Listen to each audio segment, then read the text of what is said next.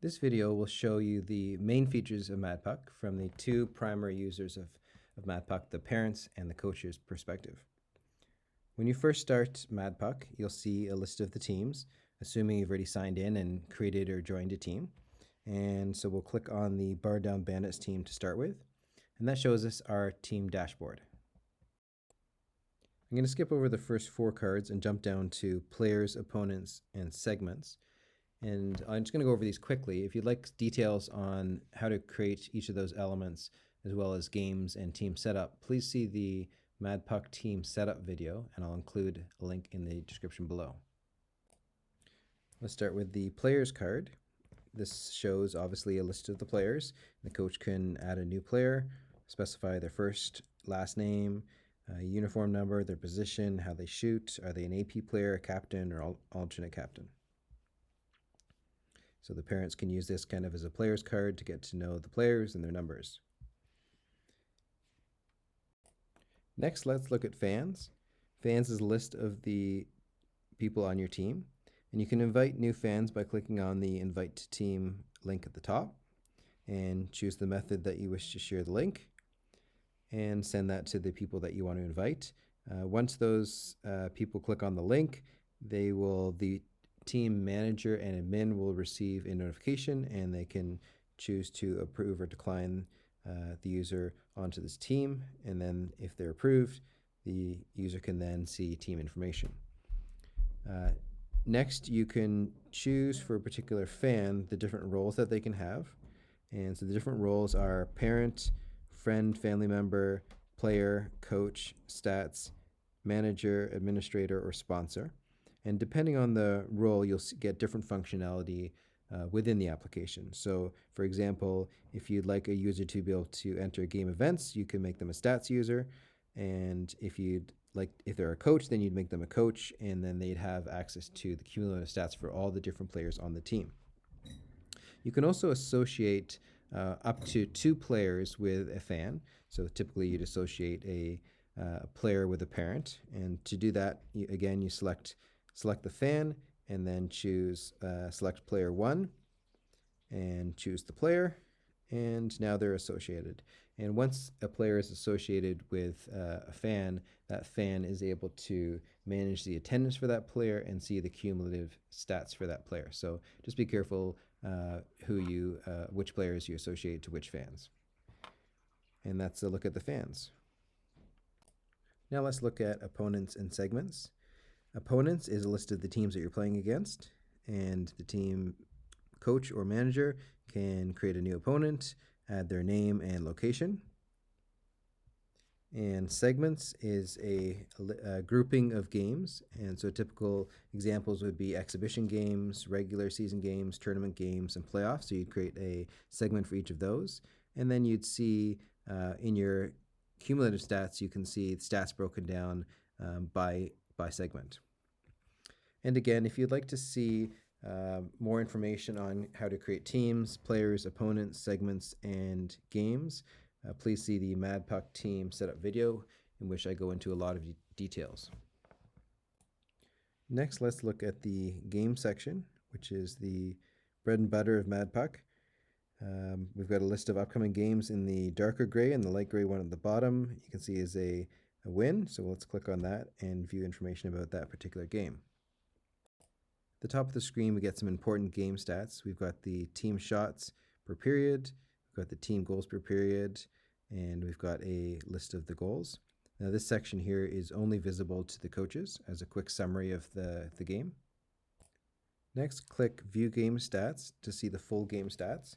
At the top, you see a list of the shots on the rink, and if you click Shots Filter, you can choose how you can view those shots on the rink. So for example, if we might just want to show shots for, and we might just want to show the goals for, and then just period 1, and just the locations without the player numbers. You could also choose to show just a particular player. Let's hide the filter. Next, we have the full stats for the game. So first of all, we have the team shots per period for our team and for their team. We have the goals for our team and for their team by period. We have a full list of when the goals were scored, the team that scored them, the type of goal being even strength, power play, penalty shot, or shorthanded, the who scored the goal, who assisted, and who was on the ice. Next, scoring and plus minus per player, the number of goals, the number of assists, the points, and the plus minus. Next is the shots per player, the number of shots, the number of goals per period, the total number of shots, the missed shots, the total goals, and their shot percentage.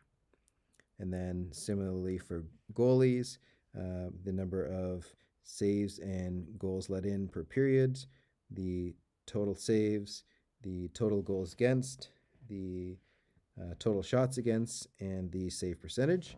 And finally, a list of when the goalies went into the net. Let's go back into view game stats. I missed one thing. At the top right, you'll see shots. Click on that. Here we've got shots against and goals selected, so we can see where the goals were on our goalie. And if we choose saves, we can see the location of the saves made by our goalie. If we now switch to shots for, we can see where our players shot on their goalie and where their goalie made the saves, and where our players were able to score on their goalie. Next, let's look at follow play-by-play. This is the screen that parents that are watching the game from home will be looking at most often. When the game starts, when there's a period change, when there's a goal, or when the game ends, all the fans will receive notifications, and if they click on the notification, it'll take them directly to this play-by-play screen.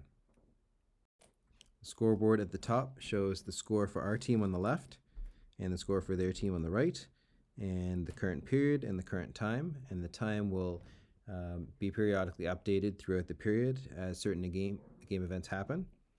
If we click on show stats, we get a high-level team stats view here. And the first number shows the number for our team and the second number for their team. So 34 shots for us and 30 for them.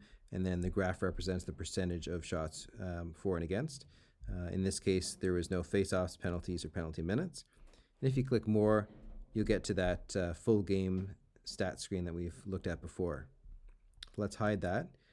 Next, you get the full play-by-play of the game. So if we go to the top, this is like a chat view. So as events come in, it'll scroll down, and you'll keep getting the newest event at the bottom. So if we scroll back to the top here, now you can see, at the beginning of the game, there's someone's cheering on the team. You get start of the period. There's a goal, a shot against our team that was saved, a stoppage in play, a few more saves for our goalie. A couple of our players took some shots, and then we got a goal. And then here's a goal for the other team, which has the different goal icon. And then if we scroll down to the bottom, you'll see the game over indicator and people cheering on the team. And then to cheer on the team, all you have to do is click on the cheer button at the bottom, and you can type in your cheer and send it to the team. At the top right of the screen, you'll notice the share button. And if you click share, you can actually share the scoreboard, and you can post that to social media or send it to a friend. And that is the play-by-play screen. Next is attendance. In this case, the fan is a coach, so they can see and modify the attendance for the entire team. Currently, all the players are present, but if they click the X, it'll move them to the absent section. If this was a parent, they'd only see their player or their child listed in here, and they can move them from present to absent. Next is edit goals, and you can see a full list of the goals here, and you can click on any goal to remove it, change who scored it, who assisted, and who was on the ice, or any other information about the goal. If you're a stats user, you'll get a track live game events, and this allows you to enter the events that are used for the play-by-play and for the stats. I'll just go over this one quickly and create a separate video that goes into detail about each of the different event entry screens. So let's go in here, and the first thing you see is you get to choose which game events you want to track. You can choose 0 or more events to track, and you can see below the event type the player or the fan that's currently assigned to tracking that event. Across the bottom you see the different game events, and as you switch between them, the screen at the top changes to reflect that type. And so let's start with time. And so in this screen, you're responsible for changing the period and managing the time. So if you hit play, the timer will start counting down. And then if you hit stop, it'll enter a stoppage in play and stop the timer. If you're on runtime, the clock will continue to count down until the end of the period. You can quickly stop the clock by clicking on one of the offsides or icing lines on the rink instead of having to select it from the stop button. And then you also enter the game over event once complete. For face-offs, you simply choose the player and click X if it's a lost face-off, and check if the player won the face-off. For shots, you can manage either shots for, shots against, or both from the same screen. Just choose the player and location, X if it's a missed shot, and check if it's a shot on net. For goals, the top left button allows you to enter a goal for your team, and the right button a goal against your team. And once you select those, you can also select which player scored, which player assisted, and who is on the ice. And lastly, for penalties, the top left button is a penalty against your team, and the right button is a penalty against your opponent.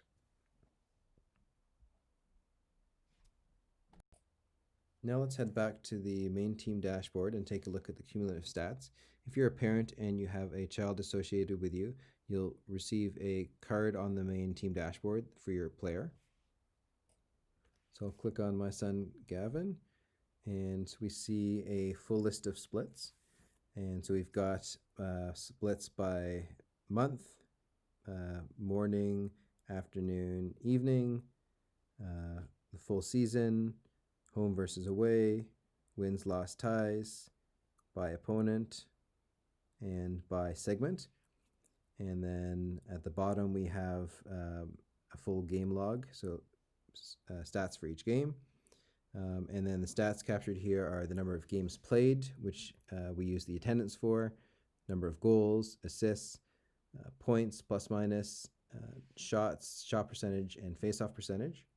And then if the player is a goalie, you'd see instead the number of shutouts, the number of wins, losses, and ties, the number of saves, the number of goals against, the save percentage, and the goals against average. And then if you're a coach, you're also going to get this team stats card, and this will show you the stats for all the players by split. So at the top, you first need to select the split, and this is the same list of splits that you saw before. So let's go for the season, and then the chart below shows the skaters and the goalies and their stats for that particular split. And then at the very bottom, we have the stats for the overall team. So the games played, wins, loss, ties, goals for, and goals against per split. So for example, you can see in this case, this is one of the team that we have played. We played one game, we've won one. We had 9 goals for and 3 goals against. That concludes this video. Please subscribe to this channel if you'd like to be notified of new videos. We'll see you at the rink.